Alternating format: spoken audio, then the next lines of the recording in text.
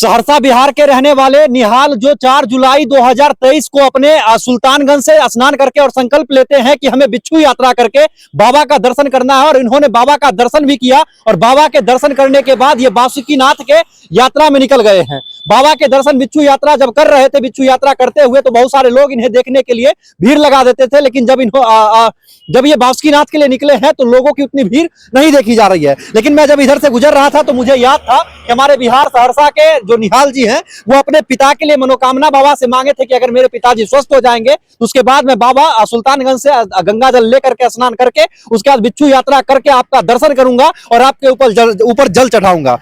निहाल जी कितना दिन पहले निकले थे घर से?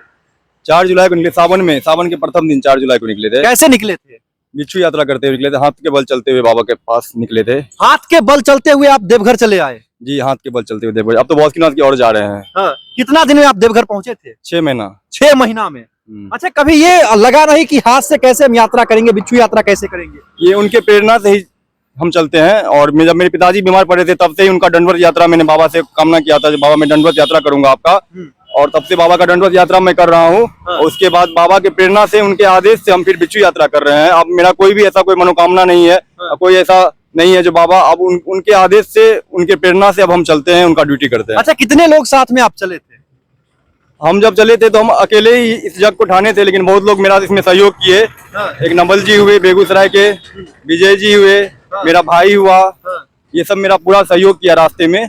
और ये अशोक जी हैं जो मेरे मुख्य रूप से सेवक हैं, ये हमारे साथ सुल्तानगंज से निरंतर ही चले हैं। अच्छा, सुल्तानगंज से निरंतर आपके साथ रह रहे? जी जी। अच्छा, जब आप बिच्छू यात्रा करते तो आपका खाना पीना कैसे होता है? खाना पीना रात में जहाँ रुकते हैं वहीं पे, जहाँ डालते हैं डेरा रात में, वहीं पे बनता है, अपना स्वयं बनाते हैं हम लोग। अच्छा, पिताजी को क्या हुआ था कि इतनी बड़ी आप तपस्या पिताजी के लिए कर रहे हैं? पिताजी का लीवर में प्रॉब्लम था, उनका लीवर जवाब दे दिया था, डॉक्टर बोले अब ये ठीक नहीं होंगे। तो मैंने बाबा से कामना किया था, बाबा मेरे पिताजी को ठीक कीजिए तो मैं आपका दंडवत यात्रा करूंगा। हाँ। तो तब से बाबा ने उनको ठीक कर दिया तो मैं दंडवत यात्रा करने लगा। अब मैं शिव का ही हो गया और उनके आदेश से अब हम यात्रा कर रहे हैं। मतलब आप जब से आपके पिताजी ठीक हुए तब से आप एकदम शिव के हो गए? हाँ, तब से हम शिव का हो गए। अच्छा। हाँ। कैसे यात्रा करते जरा दिखाएं, क्योंकि 4 जुलाई को जब ये यात्रा करने के लिए निकले थे तो प्रशासन को इनके आगे से भीड़ को हटाना पड़ता था, है ना? बहुत सावन को लेकर के बहुत ज्यादा भीड़ लग जाता था, यात्रा करने में बहुत परेशानी हो रहा था। हाँ। तो प्रशासन सब बहुत सहयोग किए वहाँ पे सुल्तानगंज में। हाँ, बहुत सहयोग किए। अच्छा, ये यात्रा करने के लिए बोला कौन था, किसने आपको प्रेरित किया? महादेव ने। अच्छा, महादेव ने प्रेरित किया? महादेव ने, जिनका हम ड्यूटी कर रहे हैं वही प्रेरित करता है, उनके प्रेरणा से ही चलते हैं, उनके आदेश से ही चलते हैं जी। अच्छा, ऐसा बिच्छू यात्रा किसी ने पहले किया था क्या? हाँ, एक किए हैं, यूपी के किए हैं। हाँ, एक और दूसरा आप?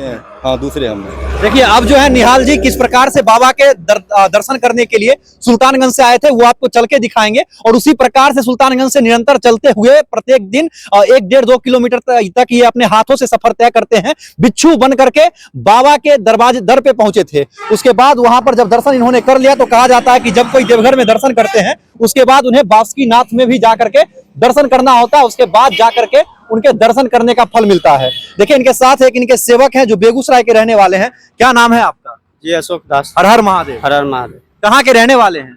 बेगूसराय जिला। बेगूसराय के हैं रहने वाले। अच्छा, इनके साथ क्यों जा रहे हैं?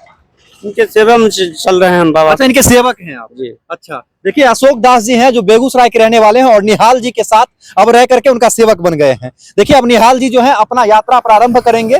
प्रत्येक दिन जो है इसी प्रकार से इनका यात्रा सुबह के कितने बजे से चलता है?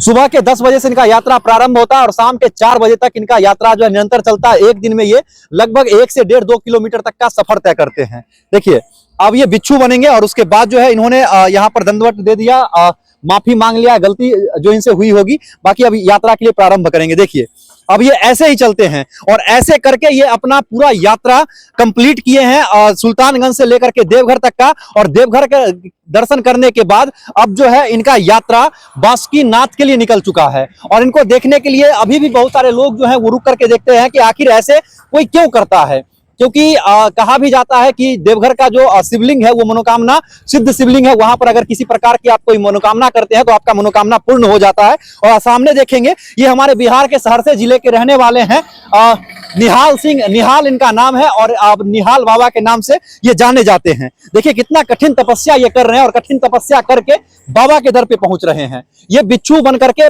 ये कोई 1-2 किलोमीटर का यात्रा नहीं, सैकड़ों किलोमीटर का यात्रा है। देखिए, कुछ दूर चले उसके बाद थकान हो गई, बहुत ज्यादा थकान हो जाती है क्या? एक बार में कितना हाथ चल लेते हैं? 150 200 150 200। अभी कितने चले? गिनती नहीं करते हैं। अच्छा, गिनती नहीं करते हैं, बाबा का जो आदेश होता है वो पूरा करते हैं। हाँ।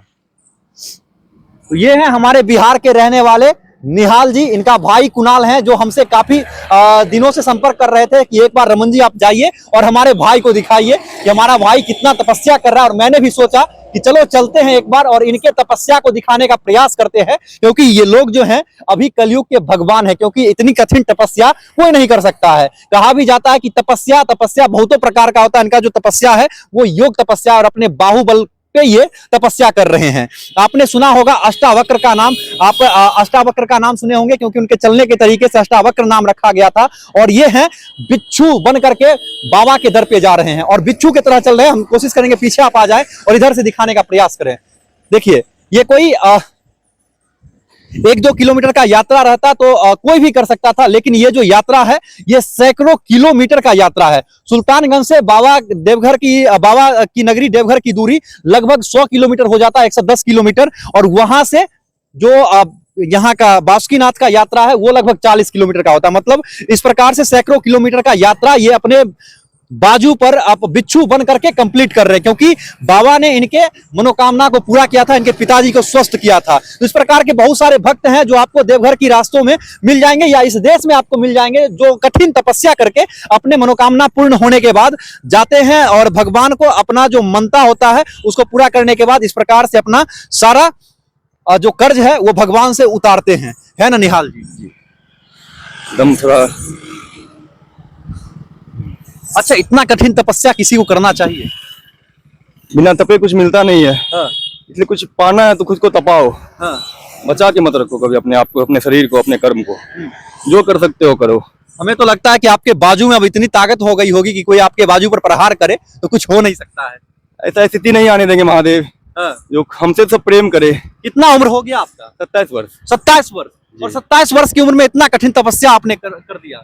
जी हाँ, बाबा के प्रेरणा से। हम शिव भक्त हैं, शिव के अनन्य भक्त हैं। कभी थकान नहीं होती? थकते हैं लेकिन फिर हारते नहीं।